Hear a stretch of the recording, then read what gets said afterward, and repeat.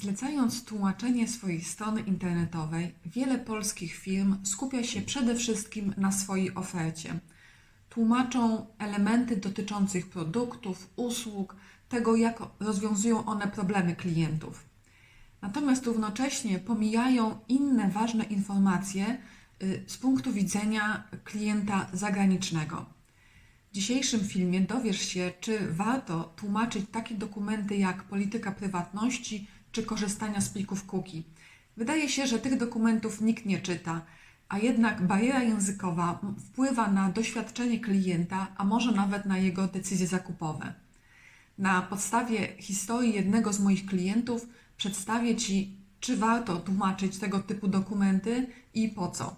Jakiś czas temu zgłosił się do mnie klient, nazwijmy go Pan Tomasz, któremu zależało na przetłumaczeniu właśnie polityki prywatności i korzystania z plików cookie. Już posiadał tłumaczenie swojej strony internetowej na język angielski, ale do tej pory nie przetłumaczył tych dodatkowych dokumentów, ponieważ wydawało mu się to mało ważne i tak naprawdę niepotrzebne. Natomiast analizując statystyki korzystania z jego strony internetowej, okazało się, że klienci zagraniczni wchodzący na tą stronę, chcący zapoznać się z jego ofertą, nagle przed ich oczami wyskakiwało okienko w języku polskim dotyczące polityki korzystania z plików cookie.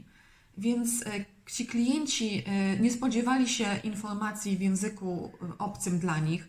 Oczywiście domyślali się, o co chodzi, ale mimo wszystko odczuwali prawdopodobnie pewną frustrację i zamiast przejść dalej i zapoznać się z ofertą pana Tomasza, to po prostu wychodzili z jego strony i udawali się do konkurencji. Dlatego na podstawie analizy danych pan Tomasz stwierdził, że jest tu jakiś problem i coś trzeba z tym zrobić. I dlatego zwrócił się do mnie, chcąc dokończyć tłumaczenie tych kolejnych dokumentów, aby komunikacja na jego stronie była bardziej kompletna. To nie był jakiś długi, bardzo skomplikowany dokument i pan Tomasz nawet się dziwił, dlaczego nie zlecił tłumaczenia tych dokumentów od razu, razem z pozostałymi elementami strony. Dzięki dodatkowemu tłumaczeniu komunikacja na jego stronie www stała się bardziej spójna. Już nie odstraszały wyskakujące po polsku okienka i miało to swoje odzwierciedlenie również w statystykach strony. Klienci poczuli się bardziej zadbani i już nie uciekali.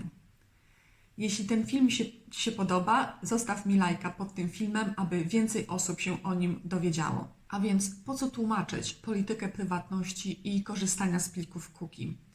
Gdy współpracujesz z klientami zagranicznymi, nadrzędną potrzebą jest to, aby zapewnić im informacje, których potrzebują w języku, który jest dla nich zrozumiały. Dzięki temu mogą podjąć świadome decyzje zakupowe i to jest korzyść dla nich. Równocześnie tłumaczenie tych dokumentów na język klienta pozwala ograniczyć Twoją odpowiedzialność prawną i to jest korzyść dla Ciebie. Dlatego tłumaczenie wszystkich elementów na stronie powinno być wierne i dostosowane do Twoich potrzeb.